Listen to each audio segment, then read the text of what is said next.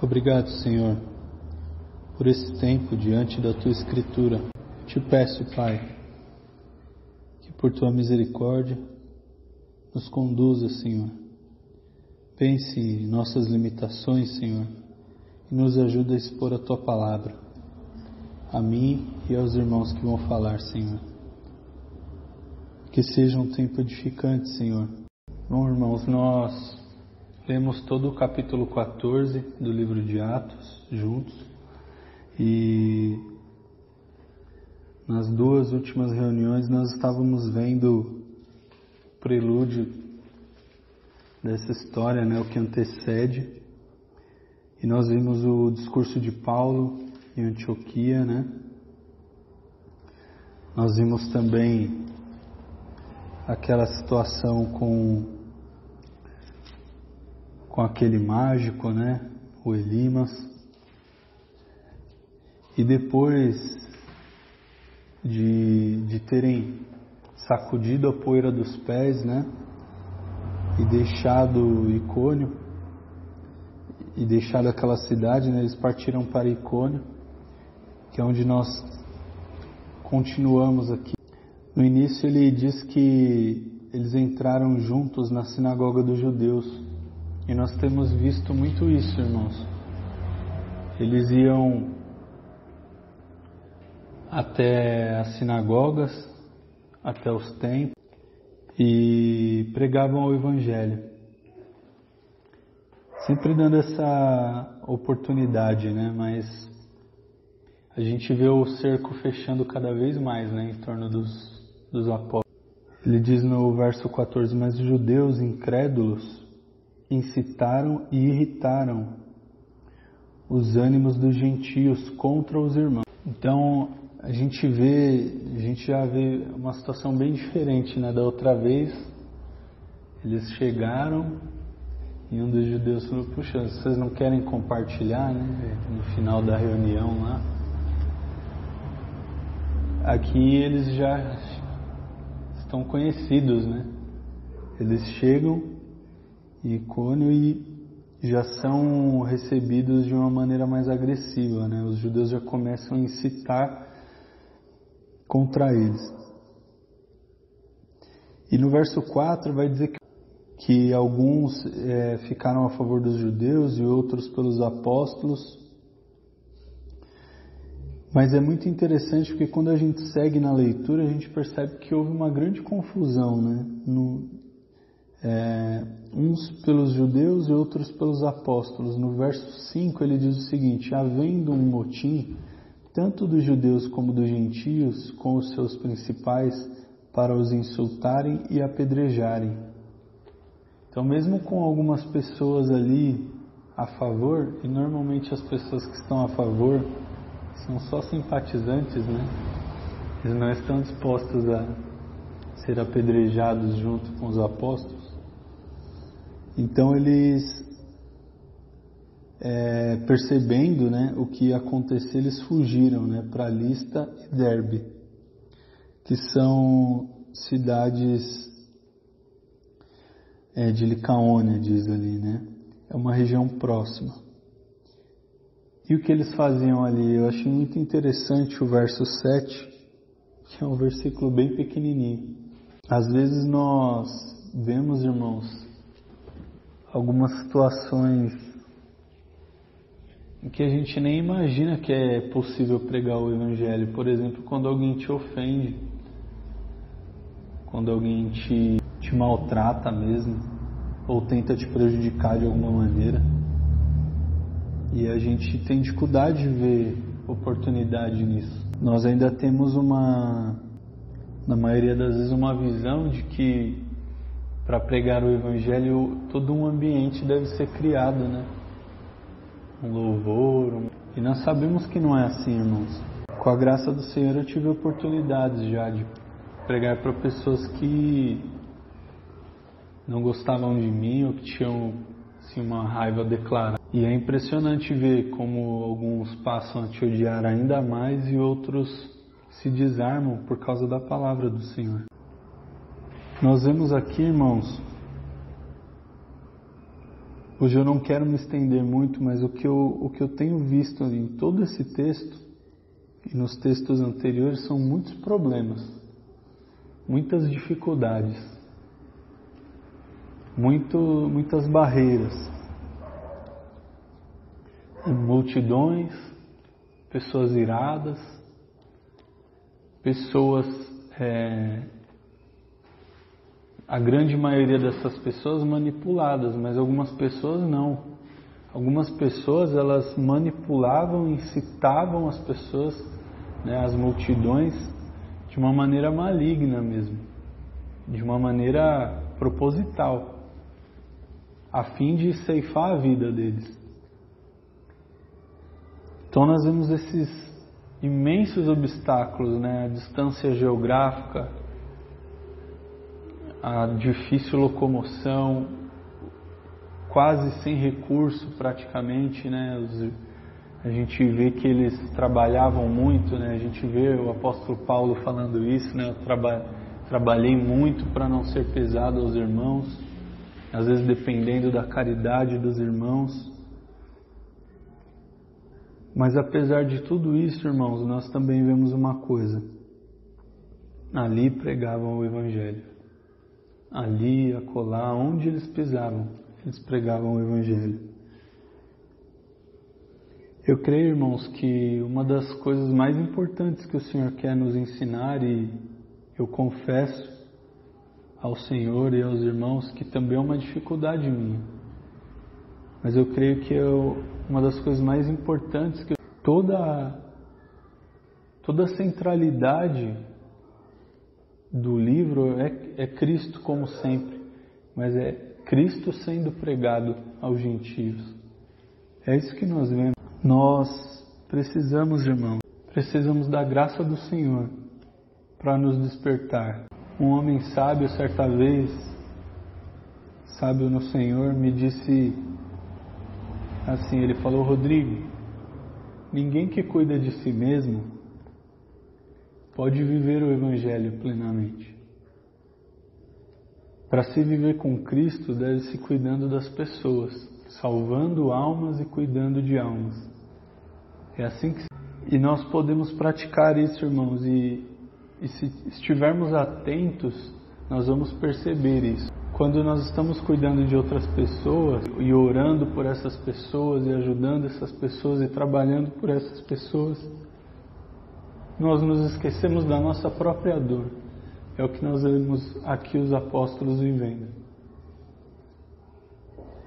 Eles não estavam preocupados em sobreviver, em estar bem. Eles estavam preocupados em pregar mais um pouco. Vamos pregar mais um pouco. Vamos pregar. Aqui, irmãos, nós não vemos homens fugindo o tempo todo, como era comum para eles, para salvar a sua própria vida. Nós vemos homens que estão fugindo para ganhar tempo para o Senhor, para pregar mais um pouco. O texto é bem grande, irmãos, e eu quis extrair, mas nessa manhã era a respeito disso que eu ia falar, e eu quero abrir caso algum irmão queira prosseguir daqui adiante. Que o Senhor nos dê graça, irmão.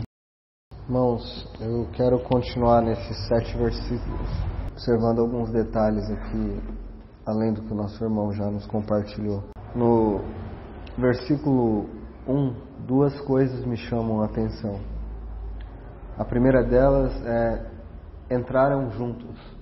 Essa é a primeira coisa que me chama a atenção. Essa simples expressão, entraram. Para caminhar no Evangelho, no serviço a Deus, ninguém pode fazê-lo sozinho. Entraram juntos. Nós precisamos uns dos outros. Nós precisamos.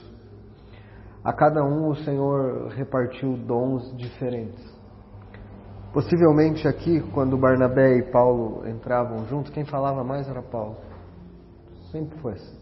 Mas Barnabé estava lá e Paulo precisava de Barnabé. Paulo, você nunca o vê sozinho. Há uma passagem, inclusive, em Coríntios, que ele diz assim: uma porta do Senhor se me abriu. mas eu não fui. Ele tinha uma porta aberta para pregar o Evangelho, mas sozinho eu não vou não. Eu não estou querendo dizer que com isso, que quando você encontrar uma pessoa, você não pode pregar o Evangelho para ela, se não tiver um irmãozinho junto com você. Não é isso que eu estou dizendo. Eu estou dizendo que o trabalho do Senhor não é feito sozinho. Ele é feito na cooperação entre irmãos. O Senhor quer que seja assim. Essa é a primeira coisa que eu observo aqui. A segunda, neste mesmo versículo, é: e falaram de tal modo que veio a crer grande multidão. Falar de tal modo aqui, irmãos, o que é isso? O que é falar de tal modo que veio a crer? Será que eles tinham um método extraordinário de comunicar o Evangelho e eles aprenderam estratégias de marketing e como fazer uma boa comunicação? Hoje muitos pregadores têm treinado isso, né? Eles fazem curso de oratória, faz isso, faz aquilo para conseguir. Mas esse falar de tal modo, a ponto de... Porque o Espírito Santo é que pode convencer. Nós temos necessidade disso, de sermos cheios do Espírito Santo. Só assim é que nós poderemos comunicar a palavra do Senhor com poder. Nós temos necessidade do Espírito Santo. Mesmo nós podemos colocar o mais habilidoso e eloquente homem para falar. Sem o poder do Espírito Santo, esse homem não consegue nada. E nós podemos, na outra ponta, um homem como um pescador iletrado como Pedro, converter 3.000 pessoas. Porque o poder não está no homem, mas em Deus. Tanto é que neste capítulo 14, quando no final Paulo volta, veja o versículo 27. Eu ainda vou continuar aqui do 1 ao 7, mas veja o versículo 27 deste capítulo 14. Ali chegados, reunida a igreja, relataram quantas coisas fizera Deus com eles e como abrira aos gentios a porta da fé. É muito importante nós entendermos aqui que eles voltaram para Antioquia, a igreja que os havia, que eles tinham comunhão e eles foram enviados pelo Espírito Santo. Eles voltaram lá para contar. Aí eles não chegaram lá falando: você tem que ver o tanto de coisa que a gente fez. Eu preguei isso, eu fiz aquilo. Não. Quantas coisas fizera Deus. E isso eu estou conectando com o falaram de tal modo. Só Deus pode fazer isso. Irmãos, nós não podemos nada. Nada. Foi uma bênção, você tinha que ver, eu cheguei lá, preguei. Você não fez nada, irmão. Para com isso, para de pensar isso. Quem faz é Deus. Fizera Deus por intermédio deles. Foi Deus quem abriu aos gentios a porta da fé. Você vê, irmão, como o homem não é capaz de fazer nada, é só Deus. Então aqui nós temos um grande exemplo nestes homens de humildade. Humildade para saber que sozinho eles não conseguem nada, então eles entram juntos. Humildade para saber que não é eles, mas é Deus quem faz por meio deles. E como nós precisamos aprender isso, porque o nosso coração é orgulhoso. Olha como a igreja precisa dos meus serviços, olha como eu sou bom, olha como eu sou um excelente pregador do Evangelho, onde eu chego eu prego e as coisas acontecem. É Deus quem faz. É Deus quem faz, não somos nós. E veja, irmãos, que mesmo quando Deus faz, há incrédulos ainda. Mesmo quando é Deus quem faz, Deus quem abre a porta para alguns. Nós vimos no capítulo passado que, o versículo 48, que creram todos que haviam sido destinados para a vida eterna. Então vai crer quem foi destinado, quem é eleito antes da fundação do mundo, a quem o Senhor, por misericórdia, abrir a porta da fé, é esse que vai crer, né? Então, mesmo falando de tal modo, mesmo cheios do Espírito Santo, quando se prega o Evangelho verdadeiro, vai acontecer uma coisa. Vai acontecer pessoas que vão ficar irritadas contra os irmãos, que é o versículo 2. Vai acontecer, no versículo 4, dividiu-se o povo. Porque é isso que a palavra de Deus faz. A palavra de Deus, ela divide. Não pense, irmãos, que ao pregar a palavra... Pode ser que você pregue a palavra de Deus e a pessoa se converte. Pode acontecer isso. Mas, por exemplo, pregando em um ambiente, vai haver uma divisão ali.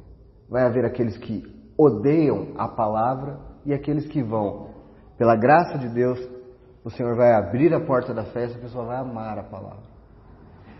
Por consequência, os que amam a palavra de Deus vão amar a sua companhia, a sua comunhão. Os que odeiam a palavra de Deus vão te odiar. Uma pessoa chata, nojenta, que fica aqui me enchendo o saco, pregando isso. Nossa, aquela pessoa insuportável. É isso que vai acontecer. Quando não, perseguição. Quando fica só nisso, é uma pessoa insuportável, chata. Nós, irmãos, vivemos tão pouco essa perseguição. Agora, veja o versículo 3, que é dito: entretanto, demoraram-se ali muito tempo.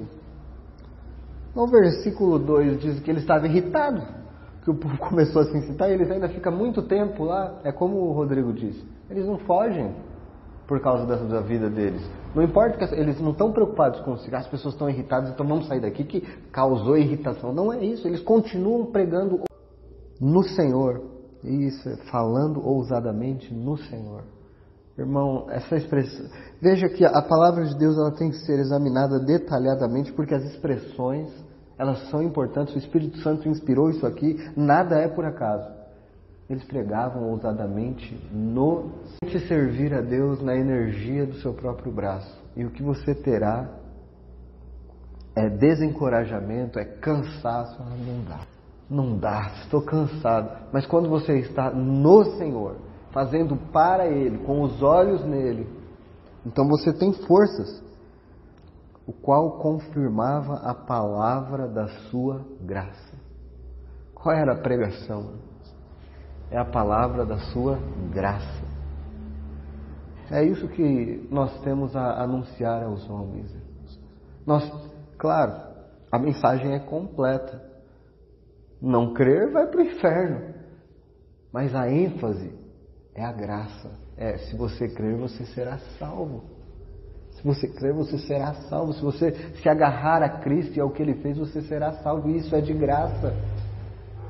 Isso é por graça sem você. E como o Rodrigo disse, eles depois saíram porque estavam tentando matá-los. E eles não estavam com medo da morte, mas com receio de não poder mais pregar a outras pessoas. Não a morte deles, mas a morte de outras pessoas que iriam para o inferno sem crer.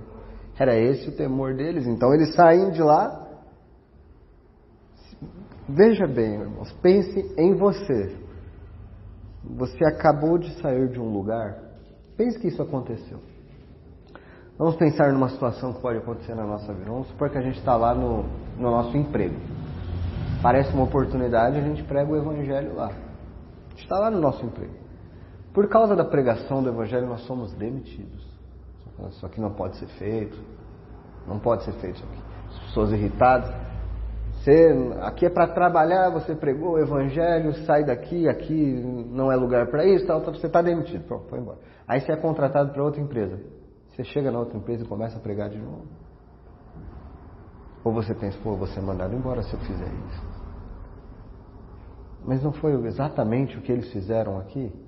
Você vê que eu estou diminuindo bastante o grau de comparação, né? Eles iam ser apedrejados. Eles iam ser mortos. Aqui. E mesmo colocando num grau de comparação menor, eu não sei qual seria a resposta dos nossos corações diante disso. Honestamente, falando de mim mesmo. Será que ao chegar neste novo emprego, nessa situação que eu coloquei, tendo as contas e as responsabilidades, será que eu pensaria mais em mim mesmo e nas minhas responsabilidades do que em agradar ao Senhor? Eu temo que um coração fraco como nós temos, por isso nós precisamos estar no Senhor. Por isso nós precisamos que o Senhor cative os nossos corações e a nossa mente, e que as coisas do alto sejam mais importantes para nós do que as coisas da terra. Mas a primeira coisa que nós temos que fazer é reconhecer o nosso estado. miserável e falar: Senhor, assim é meu coração, dividido, eu fico pensando nas coisas daqui, eu não tenho confiança no Senhor. Me ajuda, Senhor, a ser um homem, uma mulher que teme ao Senhor e que vive para as coisas do Senhor, cujo coração não é dividido. Irmão, você costuma fazer algumas análises, porque é importante, da sua vida, em oração, reconhecer diante do Senhor. E quando você pensa nessas coisas, você vê que seu coração é muito dividido, que há muitas paixões mundanas que roubam o espaço do Senhor na sua vida e roubam a sua capacidade de entregar-se mais ao Senhor. Irmãos, isso não tem outro nome, é pecado. É a idolatria dos nossos corações. Nós podemos florear, tentar fazer com que a nossa consciência seja de alguma maneira acalmada, mas levando a sério, e o trabalho de um expositor da palavra é perturbar mesmo. É perturbar a consciência, porque cada vez que nós lemos a palavra, nossa consciência é perturbada, porque nós vemos quão distantes nós estamos do que o Senhor requer de nós. Que o Senhor nos ajude, irmãos. Não importa onde eles estivessem, ou o que tinha acontecido anteriormente, lá estavam eles de novo, com um alvo bem claro na vida deles. Fazer um anúncio do Cristo que salva, da graça. A gente leva muito pouco a sério, eu falo por mim mesmo essas coisas.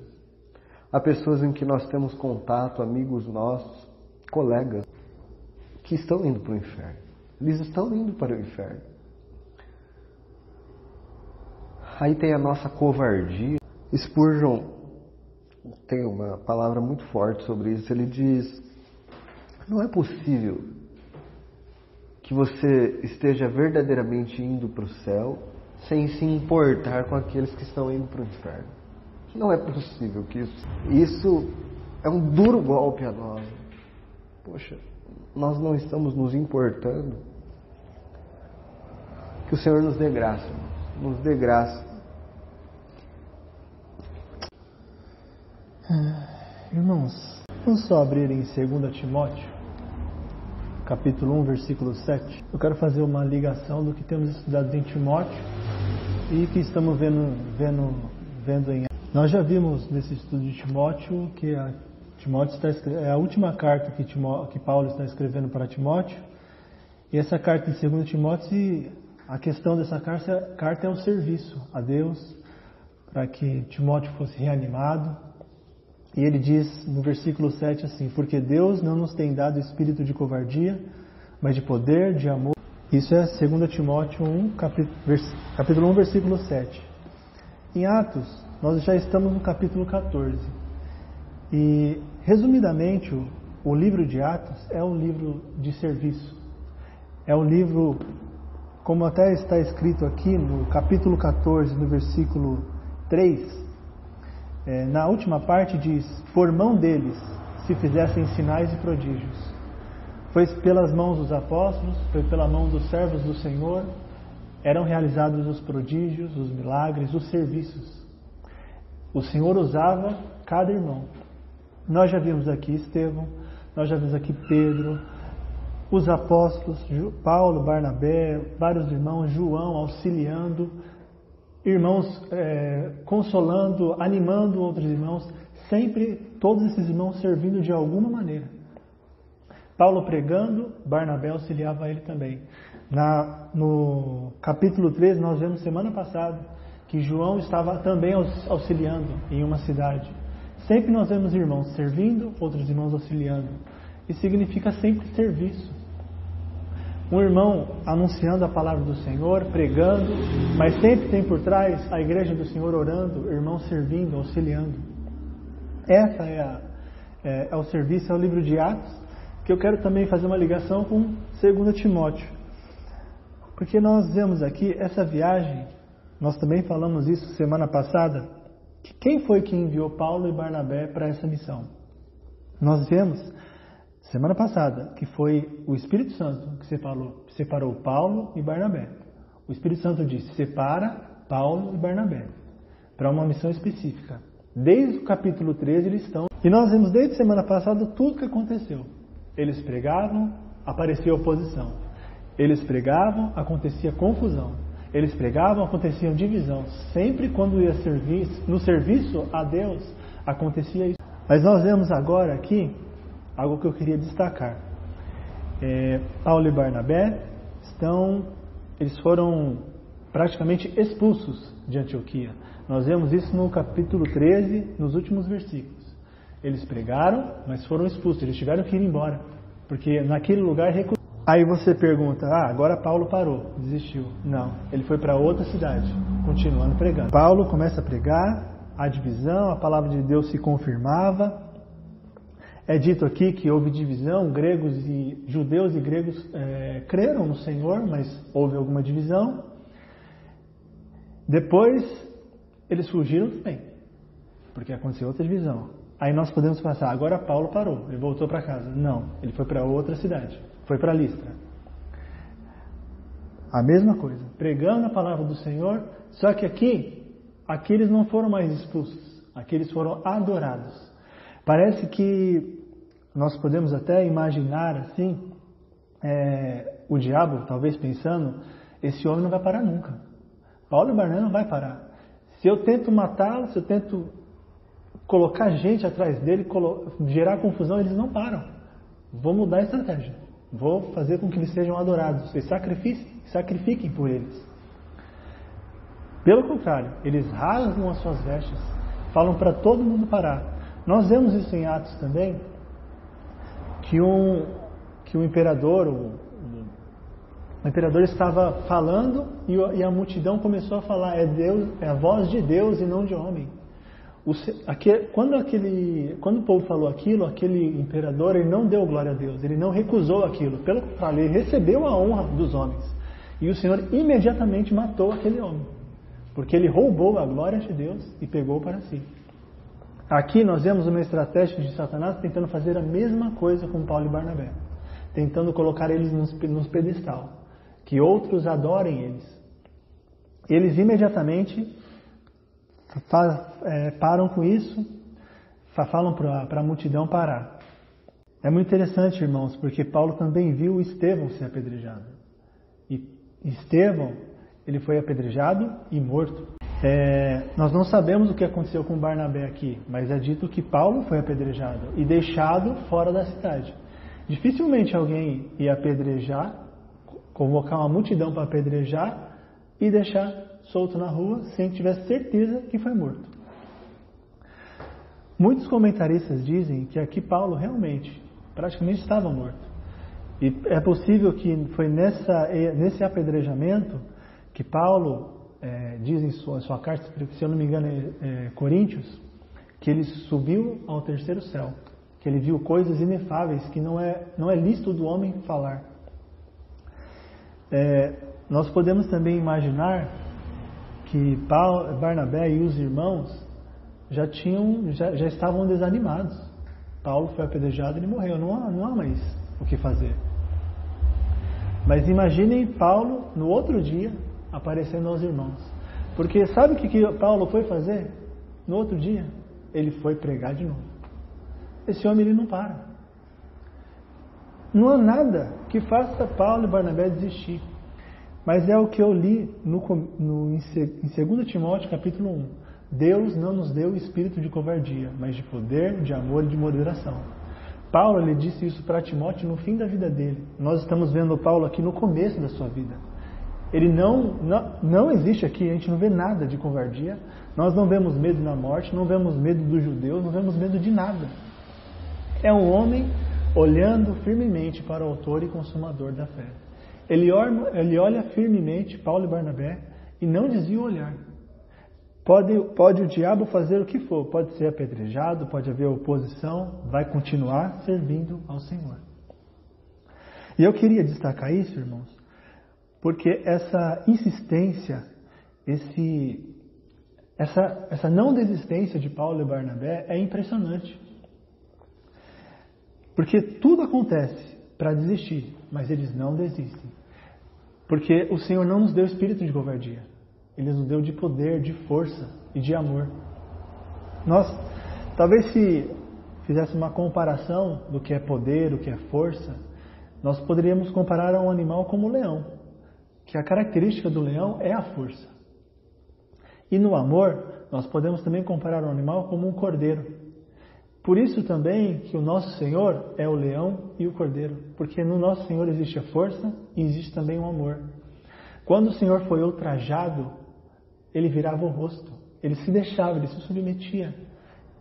Era esse o Cordeiro de Deus, que foi na cruz morto, se submetendo à vontade de Deus, sofrendo, e ele não usou o poder que ele tinha. Pelo contrário, ele se submeteu como um cordeiro manso. Mas o nosso Senhor também é o leão da tribo de Judá, que ele tem toda a força. E nós vemos aqui a característica do nosso próprio Senhor em Paulo e Barnabé, no serviço a Deus. Nós vemos aqui o poder de Deus, nós vemos aqui o amor e também a moderação.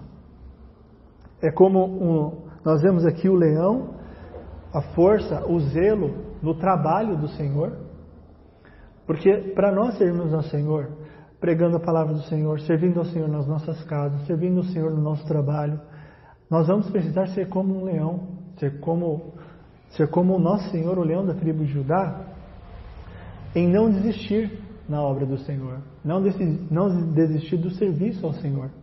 Mas nós também precisaremos de amor, sermos como um cordeiro manso, que vai para o matadouro sem abrir a boca, em silêncio. Porque quando é ultrajado, não abre a boca. É interessante, porque quando as coisas, nós somos afrontados,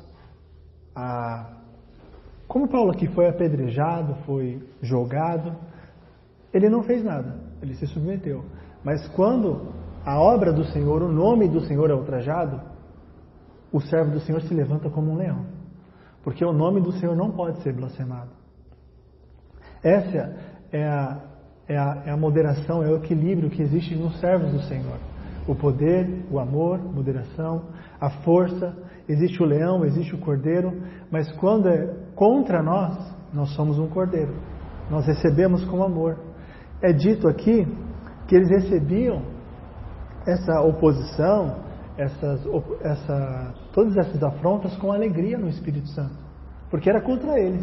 Mas quando era algo contra o Senhor, quando eles foram adorados, aí eles se levantaram, porque não era mais contra eles, eles estavam desonrando o Senhor.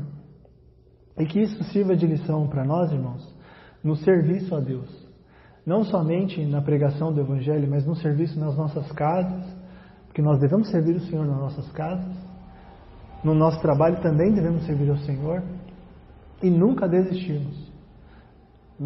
Esse capítulo 13 e 14 me faz lembrar muito